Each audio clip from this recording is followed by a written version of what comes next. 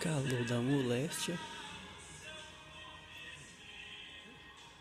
E a santa deitada, sentada na cadeira ali, gente. Você tá pescoço caindo. Vai. Olha o pescoço. Sangue, fogo, labareda. Eu aguento isso, gente.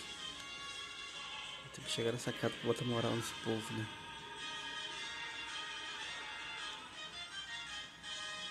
Pela misericórdia, Jesus. Deve estar uns 45 graus aqui desse negócio. Daqui a pouco o celular cai da mão dela. Esse ainda repetiu 50 vezes já.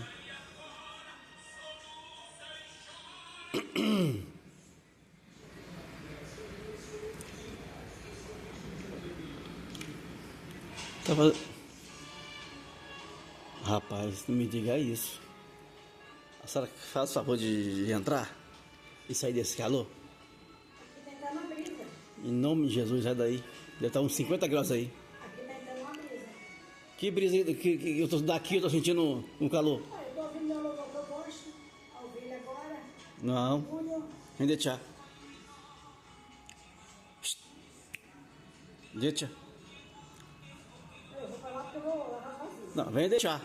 Deitar? Não vou deitar não, eu não quero deitar. Rapaz, eu tô falando pra tu. Eu quero banquetinho, mas Sangue de Jesus. O que, rapaz? quando eu levanto, eu tô ruim. Meu Deus do céu. Depois eu melhoro, mas na hora que eu levanto... É o que, Júnior? Ai, meu Deus. Logo quando eu levanto, é uma dor daqui, do fêmur, né? Na junta. Dói toda a coxa e lá na batata da perna. Mas depois que eu começo a andar, já fico nova. Rapaz, essas mulheres do coque, eu vou te falar, viu? É. Sangue, ó, vai mancando. Vou ter que dar uma massagem nesse vaso, porque... Deixa eu sentir dolor, ouvindo louvor. Eu tô falando pra tu. Tá doendo, mas só carne. A alma, meu filho, o espírito tá só Jesus chamar. Prontinho.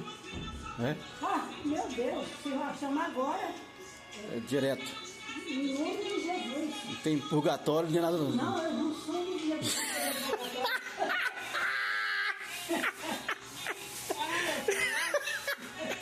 Preparada. Jesus! Glória. Meu Deus!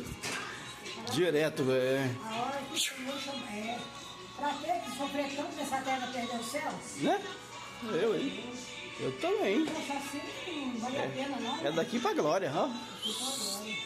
Em nome de Jesus. Eu, hein? Chega, né? Basta, basta.